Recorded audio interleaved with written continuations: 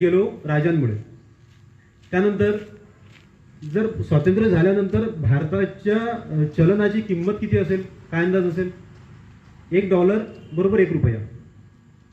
$1 म्हणजे 1 रुपयाचा डॉलर जर असेल, म्हणजे 1 रुपया आपला असेल तर त्याची किंमत डॉलरप्रमाणे होती. म्हणजे आज भारताचा जर 1 रुपया म्हणजे भारताचे 65 रुपये घेत असाल तर $1 होतो. म्हणजे 65 रुपयाने मागालो आपण.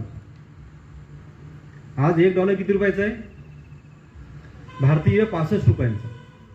त्याची आणि आपली तुलना आपण खूप खाली आलोय. म्हणून सांगायचं तात्पर्य की त्यानंतर जे भारतीय राजकारण्यांनी जे राजकारण चालवलं ते आपण स्वातंत्र्यातच आहोत. म्हणजे त्यांनी म्हणजे गोऱ्यांनी लुटलं, त्यानंतर काळ्यांनी लुटलं. म्हणजे लुटण्याची प्रथा सुरूच आहे. त्यामुळे प्रत्येकाने जागृत होऊन आपलं कार्य काय आहे, आपण काय करायला पाहिजे हे समजलं पाहिजे, अभ्यास केला पाहिजे.